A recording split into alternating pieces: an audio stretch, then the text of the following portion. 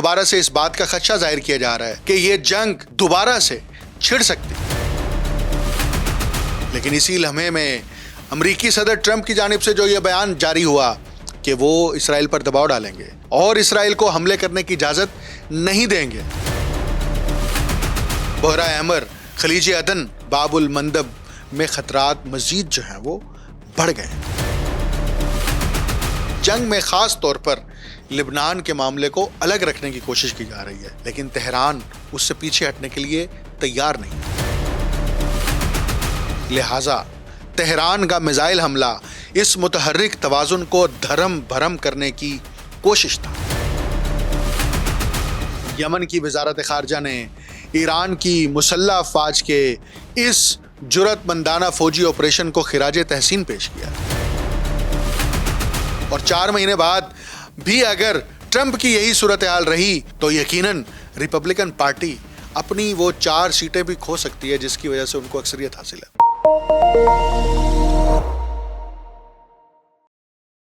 آپ دیکھ رہے ہیں انٹول سٹوری ود ڈاکٹر اکمل سومرو۔ ایران اور امریکہ کے درمیان جنگ بندی کو بچانے کے لیے مربوط قسم کی سفارتی کوششیں جاری تھیں۔ یہ کوششیں اس وقت تیز ہوئیں جب اسرائیل اور ایران کے درمیان حملوں کا تبادلہ ہوا۔ مصر، سعودی عرب، ترکیہ، پاکستان اور قطر کے حکام نے امریکی انتظامیہ پر زور دیا ہے کہ وہ اسرائیل پر دباؤ ڈالے تاکہ وہ ایران اور بیروت پر اپنے حملوں میں کمی کرے۔ اسی طرح ایرانی حکام سے بھی مطالبہ کیا گیا ہے کہ وہ اسرائیل پر حملے روک دیں۔ یہ پیش رفت اس وقت ہوئی کہ جب اسرائیل کی طرف سے تہران کے اوپر حملہ کیا گیا اور جواب میں تہران نے بھی جوابی میزائل داغے، اور دوبارہ سے اس بات کا خدشہ ظاہر کیا جا رہا ہے کہ یہ جنگ دوبارہ سے چھڑ سکتی ہے۔ لیکن اسی لمحے میں امریکی صدر ٹرمپ کی جانب سے جو یہ بیان جاری ہوا کہ وہ اسرائیل پر دباؤ ڈالیں گے اور اسرائیل کو حملے کرنے کی اجازت نہیں دیں گے، لیکن اسرائیل ابھی تک باز نہیں آیا۔ نیتن یاہو ٹرمپ کی زبان اور کسی بھی قسم کی بات سننے کے لیے تیار نہیں ہے۔ کیا امریکہ اسرائیل کے سامنے اتنا مجبور ہے کہ وہ نیتن یاہو کو اس بات سے بھی نہیں روک پا رہے کہ وہ حملے روک دیں؟ دنیا بھر کے مبصرین، بلکہ میں نے خود بھی بار بار اپنے پروگرامز میں کہا کہ جب بھی یہ معاملہ درپیش ہوتا ہے کہ مذاکرات کامیاب ہونے والے ہیں یا کوئی معاہدہ ہونے والا ہے تو اسرائیل اس مذاکرات کو سبوتاژ کرنے کے لیے حملہ آور ہوتا ہے، اور ان حملوں کے دوران یہ ایک بڑی پیش رفت ہوئی ہے۔ یمن کے ایران کی حمایت یافتہ حوثی جو ہیں انہوں نے اسرائیل پر حملے کا دعویٰ بھی کیا اور کہا ہے کہ اسرائیل سے وابستہ بحری جہاز ایک بار پھر بحیرہ احمر میں ان کا ہدف بنیں گے، جس سے بحیرہ احمر، خلیج عدن اور ان دونوں کو ملانے والے تنگ باب المندب میں خطرات مزید جو ہیں وہ بڑھ گئے ہیں۔ یہ بیان بنیادی طور پر بریگیڈیئر جنرل یحییٰ سری نے حوثیوں کے سیٹلائٹ چینل المسیرہ پر نشر کیا ہے۔ غزہ کی پٹی میں اسرائیل حماس جنگ کے دوران حوثیوں نے 100 سے زائد حملوں میں کم از کم 9 ملاحوں کو ہلاک کیا اور 4 بحری جہاز ڈبو دیے تھے، جن میں اکثر ایسے جہاز بھی شامل تھے جن کے اسرائیل سے براہ راست یا حتیٰ کہ بالواسطہ تعلقات بھی نہیں تھے۔ ان حملوں نے بحیرہ احمر کی بحری تجارت کو شدید متاثر کیا، جس سے جنگ سے قبل ہر سال تقریباً $1 ٹریلین مالیت کا سامان گزرتا تھا۔ اس کے ساتھ ساتھ یہ حملے مصر کی سویز کینال میں بھی شدید خلل کا باعث بنے، جو بحیرہ احمر کو بحیرہ روم سے جوڑتی ہے۔ یہ نہر مصر کے لیے زر مبادلے کا ایک اہم ذریعہ ہے، اور 2023 میں اس نے ملک کو تقریباً $10 ارب فراہم کیا، جبکہ اس کی معیشت پہلے ہی دباؤ کا شکار ہے۔ حوثیوں کی یہ نئی دھمکی ایسے وقت میں سامنے آئی ہے جب سعودی عرب تیل کی برآمدات کے لیے ایسٹ ویسٹ پائپ لائن پر انحصار بڑھا رہا ہے تاکہ وہ ابنائے ہرمز کے متبادل کے طور پر بحیرہ احمر کے راستے برآمدات جاری رکھ سکے۔ اب اس پورے حملوں کے دوران ایک بہت گہری اسٹریٹجیکلی بات کو سمجھنا بہت ضروری ہے۔ ایران کا شمالی اسرائیل پر حملہ بظاہر اس دعوے کو چیلنج کرنے کے لیے کیا گیا ہے جو ٹرمپ نے کیا تھا کہ ابنائے ہرمز کو لبنان میں ہونے والے واقعات سے الگ رکھا جا سکتا ہے۔ یہ بیروت کے زاہیہ پر اسرائیلی حملے کے جواب میں تہران اس کوشش میں ہے کہ دو جغرافیائی اور سیاسی میدانوں کو آپس میں جوڑ دے جنہیں واشنگٹن عموماً الگ الگ رکھنے کو ترجیح دے رہا ہے، اور اس جنگ میں خاص طور پر لبنان کے معاملے کو الگ رکھنے کی کوشش کی جا رہی ہے، لیکن تہران اس سے پیچھے ہٹنے کے لیے تیار نہیں ہے۔ ایک گہری سطح پر ایران اس وقت دوہری دباؤ کی ساخت کا سامنا کر رہا ہے۔ ایک طرف محاصرہ ہے، یعنی ناکہ بندی کا پہلو ہے، اور دوسری طرف جیسے پیشگی دفاعی بازو کا بتدریج کمزور ہونا ہے۔ اس تناظر میں یہ دباؤ صرف مادی نہیں بلکہ زمانی بھی ہے، ایک میدان میں وقت کے ساتھ بڑھتا ہوا دباؤ اور دوسرے میں غیر ریاستی اتحادی کے بتدریج کمزور پڑنے سے پیدا ہونے والا دباؤ۔ لہٰذا تہران کا میزائل حملہ اس متحرک توازن کو دھرم بھرم کرنے کی کوشش تھا۔ تہران کے لیے چیلنج یہ ہے کہ اسرائیل غالب امکان کے ساتھ ہرمز فار زاہیہ والے فارمولے کو قبول نہیں کرے گا۔ اس کے نتیجے میں اسرائیل کا ممکنہ رد عمل اس کوشش کو رد کرنے پر مرکوز ہوگا کہ تہران کشیدگی کے جغرافیے کو نئے سرے سے متعین کرے۔ اب یہ ہرمز فار زاہیہ کیا ہے؟ ایران کی جانب سے اسرائیل پر جو اب تازہ میزائل داغے گئے ہیں، اس کو ہرمز فار زاہیہ کے تناظر میں سمجھنا بہت ضروری ہے۔ تب ہمیں حالیہ جھڑپوں اور حملوں کی اسٹریٹجک وجوہات کا ادراک ہوگا۔ ہرمز فار زاہیہ ایک اسٹریٹجک فریم ورک ہے جو مشرق وسطیٰ میں کشیدگی کے جغرافیائی پھیلاؤ کو سمجھنے کے لیے استعمال کیا گیا ہے۔ اس تصور کے تحت ابنائے ہرمز اور بیروت کے زاہیہ کو دو الگ الگ مگر باہم مربوط اسٹریٹجک تھیٹرز کے طور پر دیکھنا پڑے گا۔ اس تجزیے کی بنیاد یہ ہے کہ ایران اور اس کے علاقائی نیٹ ورک کے لیے تنازع صرف ایک محدود جغرافیے تک محدود نہیں رہا، بلکہ یہ مختلف محاذوں کے درمیان کراس تھیٹر ریپریسیلی ایکویشن کی شکل اختیار کر گیا، یعنی خلیج فارس میں دباؤ یا ممکنہ ناکہ بندی کے تناظر میں ایران کی جانب سے لبنان کے محاذ پر کے ذریعے رد عمل دینا، یا اس کے برعکس دونوں کو ایک دوسرے کے متبادل یا باہم منسلک لیورز کے طور پر استعمال کرنے کی اسٹریٹجی ہے۔ اس تناظر میں ہرمز فار زاہیہ کسی رسمی معاہدے یا حقیقی تبادلے کا نام نہیں ہے، بلکہ ایک تجزیاتی استعارہ ہے جو یہ ظاہر کرتا ہے کہ ایران خطے میں کشیدگی کو علیحدہ علیحدہ محاذوں میں تقسیم کرنے کے بجائے انہیں ایک مربوط اسٹریٹجک سسٹم کے طور پر دیکھنے کی کوشش کر رہا ہے۔ تاہم اس تصور کی عملی حدود بھی ہیں۔ اسرائیل اور اس کے اتحادی اس طرح کے جغرافیائی تبادلے کو تسلیم کرنے کے بجائے ہر محاذ کو الگ سطح پر ڈی ایسکلیٹ یا کنفرنٹ کرنے کی حکمت عملی اپنا رہے ہیں۔ اس لیے یہ فریم ورک زیادہ تر ایران کی رد عمل کی اسٹریٹجی اور اس کے ڈیٹرنس ماڈل کو سمجھنے میں مدد دیتا ہے، نہ کہ کسی طے شدہ یا قابل عمل سیاسی فارمولے کے طور پر۔ یہی وجہ ہے کہ تہران نے جب اسرائیل کے اوپر دوبارہ حملے شروع کیے ہیں تو اس میں یہ پیغام دیا ہے کہ یہ حملے لبنان پر ہونے والے، بیروت پر ہونے والے اور زاہیہ پر ہونے والے حملوں کا رد عمل ہیں، اور ایران نے یہ واضح کیا ایک بار پھر اسرائیل کو کہ لبنان بھی ایران کی ریڈ لائن ہے۔ اگر لبنان پر اسرائیلی فورسز کی جانب سے فضائی حملے کیے جائیں گے تو اس کا جواب تہران کی طرف سے دیا جائے گا، اور تہران نے یہ کچھ چھپ کر نہیں کہا، بلکہ تہران نے میزائل داغنے سے پہلے بھی اور میزائل داغنے کے بعد بھی اسی بیان کو سرکاری طور پر جاری کیا ہے کہ جنگ بندی جو 8 اپریل کو ہوئی تھی اس کلازز کے اندر یہ بات شامل تھی کہ اسرائیل اور امریکہ دونوں مل کر لبنان کے اوپر حملے نہیں کریں گے، اور یہ اس معاہدے کا حصہ ہوگا۔ لیکن امریکہ اور خاص طور پر اسرائیل لبنان کے اندر جو اپنی توسیع پسندی کرنے جا رہا ہے اور جس کو وہ گریٹر اسرائیل پروجیکٹ کا حصہ قرار دیتا ہے، اس لیے وہ ان حملوں سے پیچھے نہیں ہٹ رہا، اور یہی وجہ ہے کہ دوبارہ سے جنگ چھڑنے کے خدشات بڑھ گئے ہیں، اور خاص طور پر خلیجی ریاستیں براہ راست اس جنگ کی زد میں دوبارہ آ جائیں گی۔ ابنائے ہرمز جس کی وجہ سے ٹریڈ خاص طور پر عالمی تجارت دباؤ کا شکار ہے اور آئل کی جو ترسیل ہے وہ آزادانہ طور پر روکی گئی، پہلے ایران کی جانب سے اور پھر اس کے بعد جو نیول بلاکڈ امریکہ نے کیا اس کی جانب سے، تو اس کا نتیجہ اور خمیازہ پوری دنیا نے بھگتا، بلکہ اب بھی بھگت رہی ہے. اور خاص طور پر جو گلوبل ساؤتھ کے ممالک ہیں وہاں پر مہنگائی کی جو ایک نئی لہر آئی ہے، اس لہر نے یہ واضح کر دیا ہے کہ اگر عالمی تجارت کے نیٹ ورک کو، ان پائپ لائن کو روکا جائے گا تو اس کے نقصانات پوری دنیا کو بھگتنے پڑیں گے. ابھی دوبارہ سے یہ جو ریٹیلیشن ہو رہی ہے، یہ حملہ ہو رہا ہے، تو یہ ایک غیر معمولی اس لحاظ سے ہے کہ مذاکرات جس سے متعلق ٹرمپ کی جانب سے بار بار یہ بیان دیا گیا کہ ڈیل ہونے کے قریب ہے.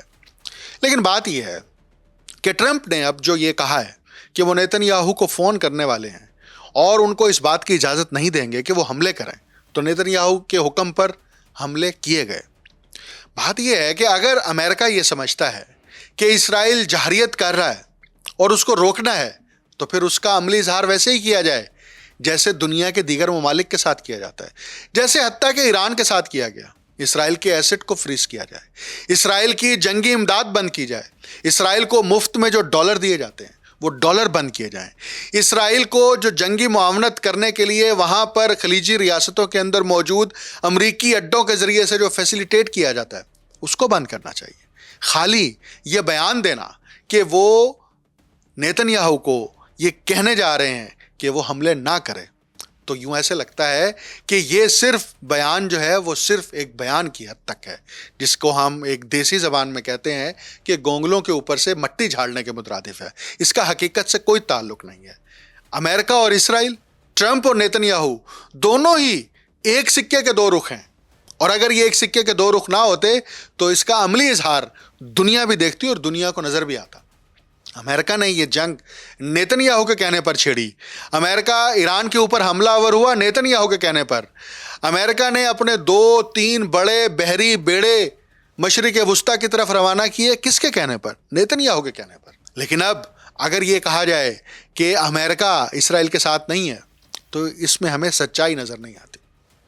ہاں، ایک بات ضرور ہے، یمن اور یمن کے حوثی اور فلسطین کے مزاحمتی گروپس وہ ایران کے ساتھ کھڑے ہیں اور وہ اس کا اظہار بھی کرتے ہیں کہ ہاں ہم ان کے ساتھ ہیں. یمن اور فلسطینی مزاحمتی گروہوں نے ایران کی جانب سے اسرائیل کے زیر قبضہ علاقوں پر کیے گئے میزائل حملوں کو سراہتے ہوئے اس امر کا واضح ثبوت قرار دیا ہے کہ صہیونی بالادستی اور غرور کا دور اپنے انجام کو پہنچنے والا ہے.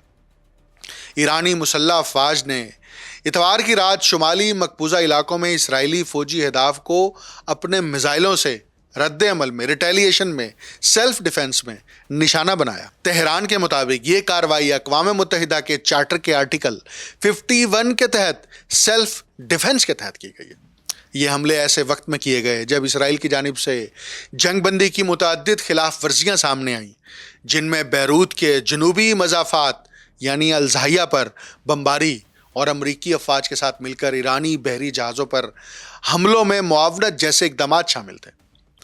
یمن کی وزارت خارجہ نے ایران کی مسلح افواج کے اس جرأت مندانہ فوجی آپریشن کو خراج تحسین پیش کیا جو بیروت پر حملوں کے جواب میں کیا گیا. وزارت کے مطابق یہ اقدام اسرائیلی جہریت کے مقابل ایک واضح اور فیصلہ کن رد عمل ہے. اور اپنے بیان میں وزارت نے کہا ہے کہ صہیونی دشمن کی جہریت کا دور ختم ہو چکا ہے. یہ مجرمانہ وجود صرف طاقت کی زبان سمجھتا ہے.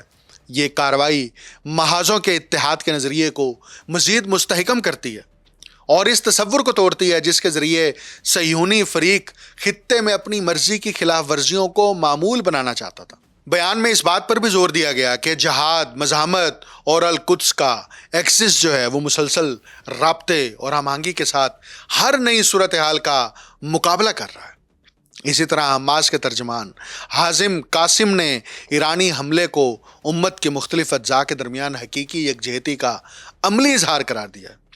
اور ان کے مطابق یہ کارروائی لبنانی عوام کے خلاف اسرائیلی جہریت کے جواب میں انجام دی گئی ہے. فلسطینی مزاحمتی کمیٹیوں نے بھی ایران کے اس اقدام کی توثیق کرتے ہوئے اسے سراہا اور کہا کہ یہ حملہ الزاحیہ پر بمباری کے جواب میں صہیونی ٹھکانوں کو مؤثر انداز میں نشانہ بنانے کے مترادف ہے ان کے بیان میں کہا گیا الزاہیہ پر صہیونی جارحیت کے خلاف ایران کا یہ رد عمل اس حقیقت کی تصدیق کرتا ہے کہ اسلامی جمہوریہ ایران طاقت کے نئے توازن قائم کر رہا ہے.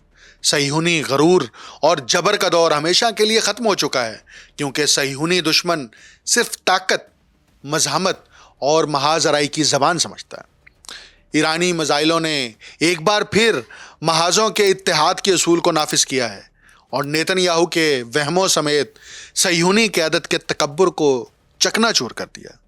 امریکہ اور اسرائیل کی جانب سے ایران پر مسلط کی گئی جنگ کو 100 دن گزر چکے ہیں. اگرچہ 8 اپریل سے جنگ بند ہے، تاہم نیتن یاہو مذاکرات کو سبوتاژ کرنے کے لیے پھر حملہ آور ہوا ہے. سپر پاور امریکہ کے خوفناک جنگی حملوں کے باوجود ایران سروائیو کر گیا ہے. اسلامی جمہوریہ ایران کے ادارے اب بھی قائم ہیں اور اقتدار انہی کے کنٹرول میں ہے.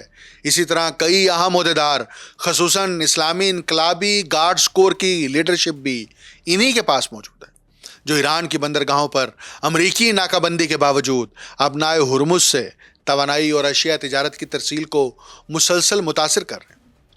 تقریباً 40 دن کی شدید جنگ اور ہزاروں حملوں کے بعد اور پھر کئی مہینوں کی جنگ بندی کے باوجود، جس میں اب 1 ہفتے سے زائد عرصے سے رات کے وقت فائرنگ کا تبادلہ بھی شامل ہے، اس اسٹریٹجک آبی گزرگاہ کو دوبارہ کھولنے کا کوئی عبوری معاہدہ سامنے نہیں آ سکا. طویل المدتی امن معاہدہ تو مزید دور نظر آتا ہے. اتوار کے روز تہران کی وزارت خارجہ نے پاکستان کے وزیر داخلہ کی میزبانی کی، یعنی محسن نقوی وہاں گئے، جو ایک ثالثی کردار ادا کرنے والا ملک ہے.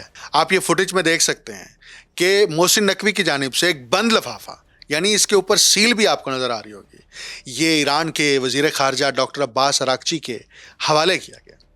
اور اس وقت خود پاکستان کے پاس لبنان کا ایک نمائندہ وفد جو ہے وہ بھی یہاں پہنچا ہے.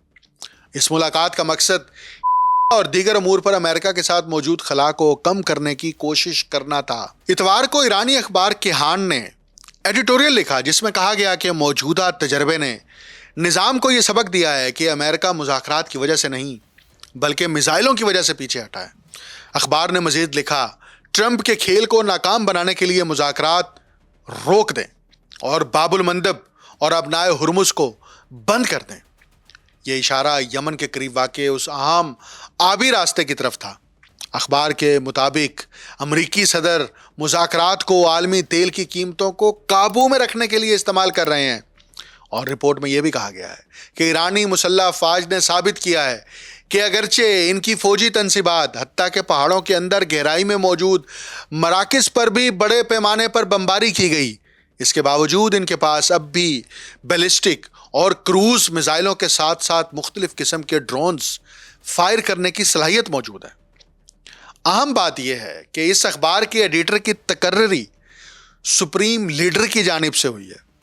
ایڈیٹوریل میں لکھے گئے یہ جملے اور نکات بتا رہے ہیں کہ ایرانی حکام کا مذاکرات بالخصوص ٹرمپ سے متعلق کیا رائے ہے. اور یہ رائے بالکل واضح ہے کہ ایک تو وہ ٹرمپ کو دھوکے باز کہتے ہیں اور ایک تو وہ ٹرمپ کو دھوکے باز کہتے ہیں اور دوسرا یہ بھی کہتے ہیں کہ ٹرمپ مذاکرات میں سنجیدہ نہیں ہے اور ایران مذاکرات کر رہا ہوتا ہے. ٹرمپ سوشل میڈیا کے اوپر آ کے اپنے ٹروتھ سوشل اکاؤنٹ کے اوپر آ کے خود سے بھی ان مذاکرات کو سبوتاژ کر رہے ہوتے ہیں. ایک طرف نیتن یاہو حملوں کے ذریعے مذاکرات کے پورے راستے کو بند کرنا چاہتا ہے اور دوسری طرف ٹرمپ بھی غیر سنجیدہ ہیں. لیکن یہ معاملہ بہت عرصے تک چل نہیں سکتا. اس کی بنیادی وجہ یہ ہے کہ اس وقت امریکہ کی جو داخلی سیاست ہے وہ خود عدم استحکام کا شکار ہو گئی ہے. اور صرف یہی نہیں ہے بلکہ اس کے نتائج خود مڈ ٹرم کے الیکشن میں پوری دنیا دیکھے گی. اور مڈ ٹرم کے الیکشن کو صرف 4 مہینے باقی ہیں اور 4 مہینے بعد بھی اگر ٹرمپ کی یہی صورتحال رہی تو یقیناً ریپبلکن پارٹی اپنی وہ 4 سیٹیں بھی کھو سکتی ہے جس کی وجہ سے ان کو اکثریت حاصل ہے. اور ابھی اس کا عملی اظہار دیکھا ہے پوری دنیا نے کہ جب ٹرمپ کے جنگی اختیارات کو ایک قرارداد کے ذریعے سے محدود کر دیا اور اس بات کو کمپلشن قرار دیا گیا کہ کانگریس سے منظوری حاصل کرنا ضروری ہے. یعنی اب یہ بالکل واضح ہے کہ امریکہ اس جنگ میں براہ راست شامل نہیں ہو سکتا.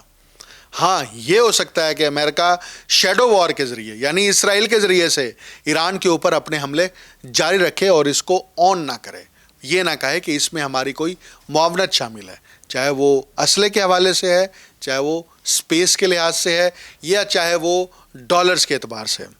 لیکن ایک بات بالکل واضح ہو گئی ہے کہ ایران جنگ نے دنیا پر یہ واضح کر دیا ہے کہ اگر کوئی ملک طاقتور ترین ملک کے سامنے بھی ڈٹ کر کھڑا ہو جائے اور اس کی قوم اس کے ساتھ ہو تو اس کو شکست دینا ممکن نہیں۔